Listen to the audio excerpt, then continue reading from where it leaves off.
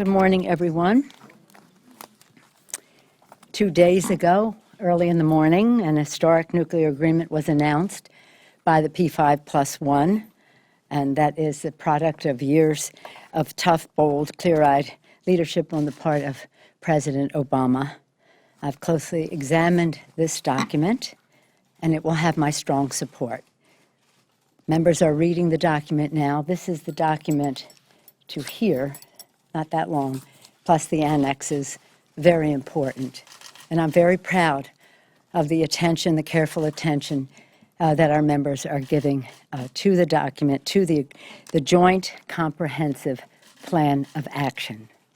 Congratulations to President Obama, to the leaders of the P5+1, all of the countries, and I want to commend Secretary Kerry and Secretary Moniz for their exceptional leadership throughout these negotiations. We had two really talented, experienced leaders more than two, but those two, Senator Kerry, a long-term senator with experience on the Foreign Affairs Committee, as we know, a chairman, and Secretary Moniz, one of the foremost authorities in the world on nuclear and fissile materials and technologies. So everyone knew they were dealing with people of knowledge, of vision, and knowing the possibilities. The President has been very clear. A nuclear Iran is unacceptable to the United States, to the world, and in particular to Israel.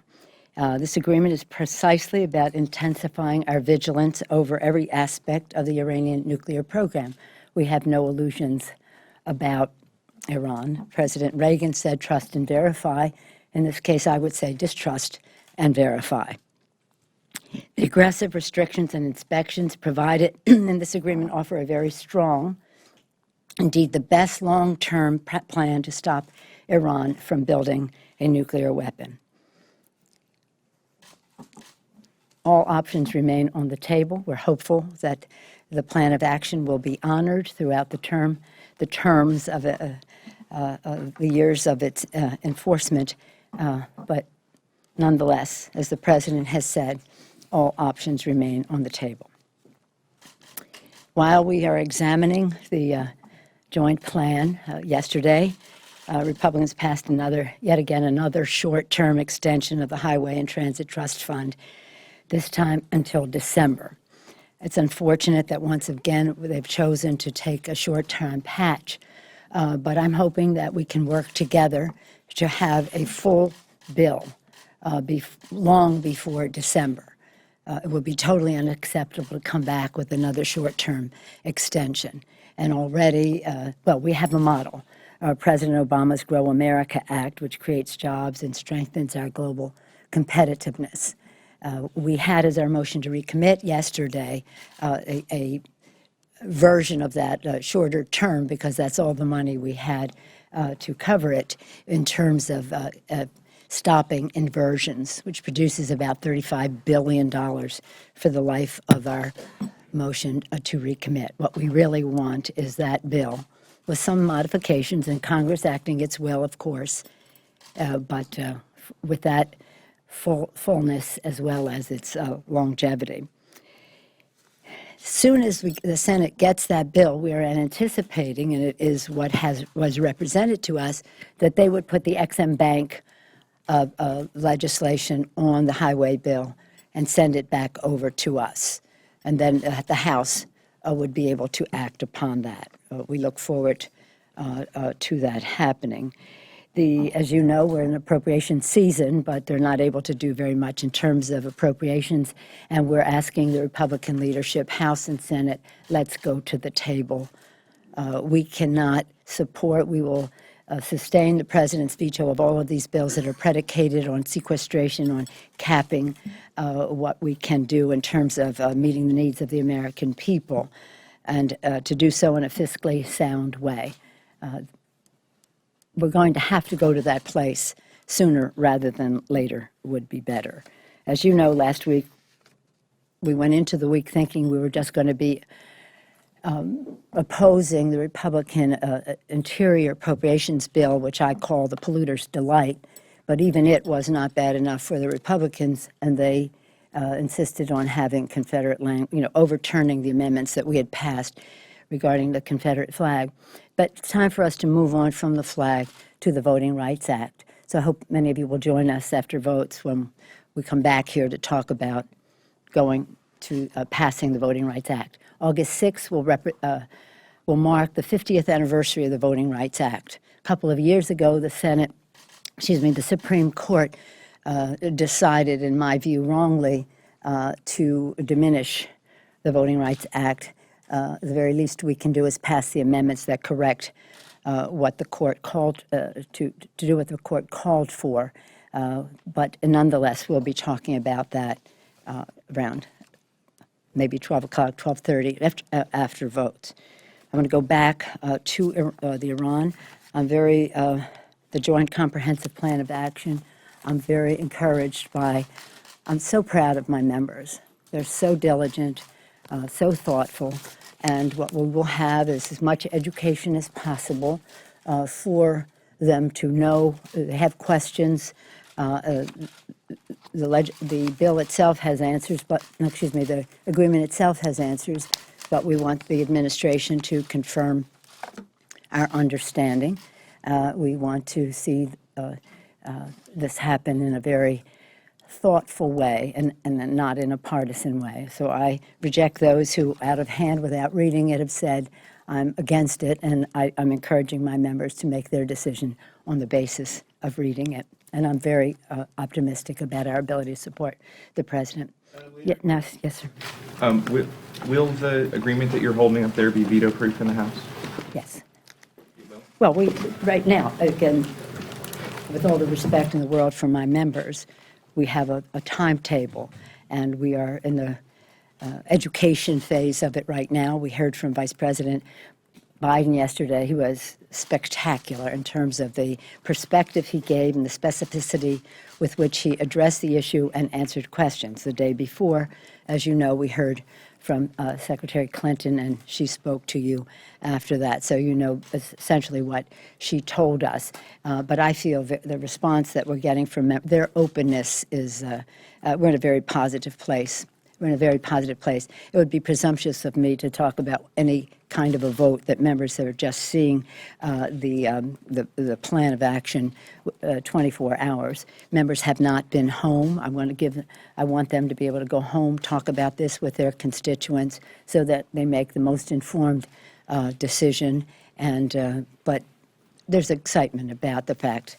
This is the fact that President Obama was able to to keep P5+1, the 5 members of the Security Council, of which we are one, plus Germany, bring them to the table and to sustain that engagement for a long period of time to produce an agreement is quite remarkable. I can say from my own experience, which I've shared with you before, that for around a quarter of a century since I first came to Congress, a little bit after that when I traveled, whether it was to China, whether it was speaking to the Russians there or here, to some of our friends in Europe to say, stop transferring technology to Iran. One of the reasons I wanted to be on the Intelligence Committee was to stop the proliferation of weapons of mass destruction. And Iran was a likely candidate for such an endeavor. When you talk to the Russians, they say, well, who are you to talk to us about selling weapons? You're the biggest weapon salesman in the world. When you talk to the Chinese about their transfer of centrifuge, of ring magnets, which enable centrifuge to which are necessary for enrichment of uranium, those kinds of things, they say, well, we're just not doing it, which of course they were. And that applies to missiles as well, delivery system. And if you talk to the Europeans, they say, well, it's only simulation, and we're saying, no, it's dual use. So I've been tracking this issue for a generation, and to think that Russia and China, plus some of the other members of the P5, are such strong partners in all of this, and this is a partnership, is quite remarkable, and I commend the president and all involved. And President Bush really started some of this, and then It became more successful as the countries came together, but it was that diplomacy that brought the countries together that gave the strength to the negotiations to achieve what is here right now. So many steps along the way, great progress, a good product, not only better than the status quo, not only the best possible option, but a strong, effective option, proposal for keeping the peace and stopping the proliferation of weapons of mass destruction. Yes, Chad? Madam Leader, there was this very tragic death in San Francisco Yeah. here. There are some lawmakers here on the Republican side who would like to impose some mandatory sentences for undocumented persons when they commit such crimes. So what do you think about those tactics and that sort of legislation? The mandatory minimum sentences have not been something I have supported. The judges who have come before our Appropriations Committee, whether any federal judges who come for their annual visits to us, have always said, give us discretion, give judges discretion as to what a sentence might be for a particular crime. However, we did in H.R. 15 have a graduated mandatory sentence for repeated offenses, and I think that's probably a better model than the model that is being put forth by the Republicans.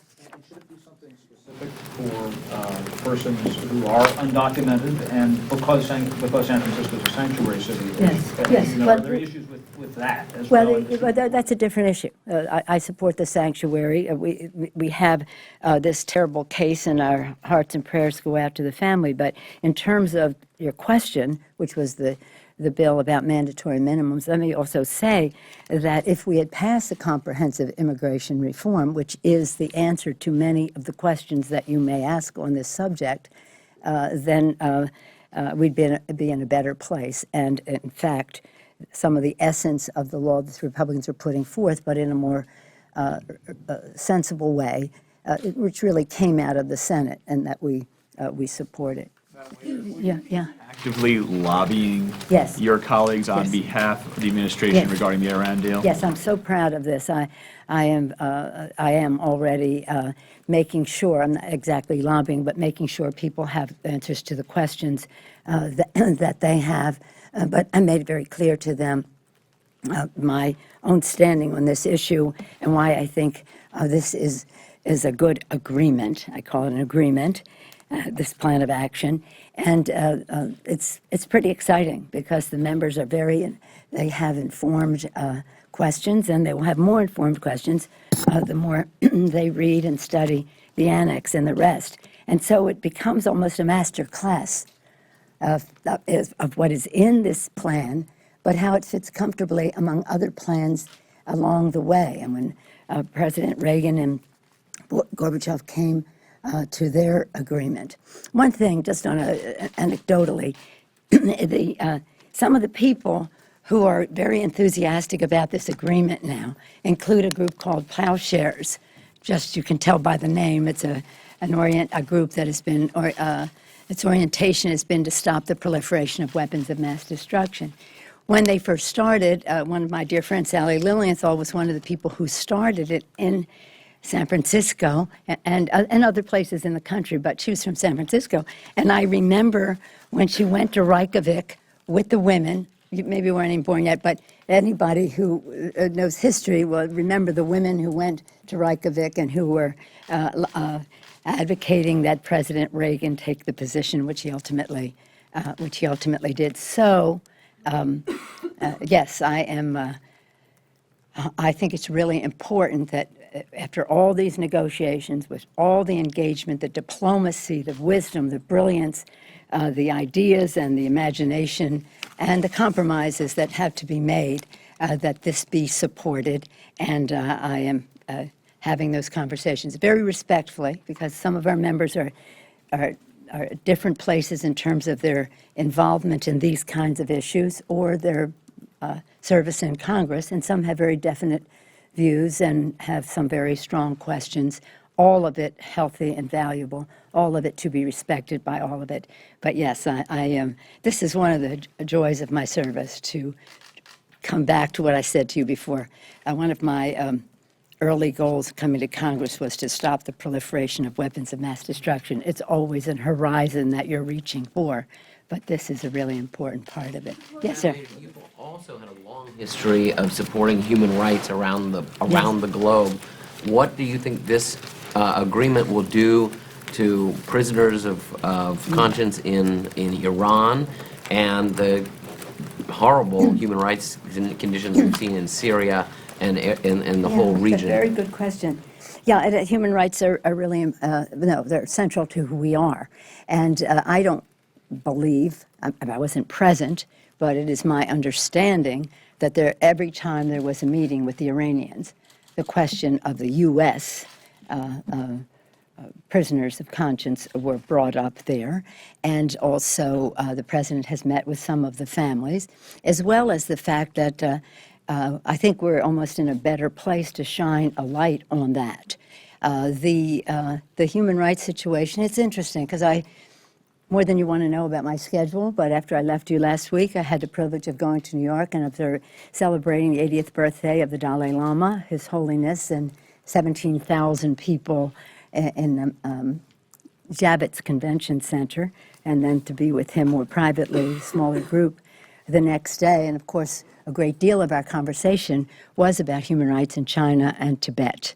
And how can we have moral authority to talk about human rights any place in the world if we don't recognize the challenge of conscience they pose in China and Tibet, just because the country is a big economic power. So we have to make sure it's always on the table. We have to ever advance it, because it is who we are. But it is very essential that we have this nuclear agreement and continue the conversation about human rights. Madam Leader, Exactly. One more over here. Madam Leader, Yes, ma'am. do you think the 4 American hostages being held in Iran should have been released as a precondition to any deal made about Iran's No. nuclear program? No, it would have been good, but it's just, no. This is a nuclear deal. This is a nuclear agreement. And I think that we have to, I appreciate the fact that since we have a nuclear negotiation, and now we have a nuclear agreement, that a much brighter light is being shown on the prisoners of conscience in Iran. And again, I just took a trip through in the spring with my colleagues on the subject of trade, and we brought up these issues with the government of Vietnam, and we brought up these issues with the administration about what was happening in Malaysia in terms of trafficking. So again, any issue that shines a brighter light enables us to say, are we consistent with what we believe, or is it changed depending on our economic and commercial relationships with the country? Security, protect, and defend, that's our first responsibility. Who we are as a nation is that we respect the dignity and worth of every person, and that we want those prisoners released. And the more attention that is paid to it, the better. The worst, most cruel and excruciating pain that can be inflicted on a prisoner of conscience, and again, I've been working on these issues on China, as you know, since I arrived here, is that they tell the prisoners, nobody remembers you're here, they don't know why you're here, you're wasting your time, you might as well confess or convert or whatever it is they want them to do. And this will shine a very bright light, and I'm very optimistic. I know that the administration has this as a very high priority. There's so many prisoners of conscience throughout the world in so many countries that we do have dealings with. Hopefully this will serve as a model, a bridge to a better understanding of who we are as a nation and why that is important to us. Unfortunately, I'm going to have to go because we have votes on the floor, but thank you all very much. And we'll be back at 12-ish, 12:30, right during lunch. We're not providing it, but you're welcome to join us with the Congressional Black Caucus to I only go as far as ice cream. You know, that's what I eat is ice cream. But seriously, in terms of going from appropriations to the Confederate flag, we're now to the Voting Rights Act, and that's what we're excited about talking to you about later this morning. Thank you all very much.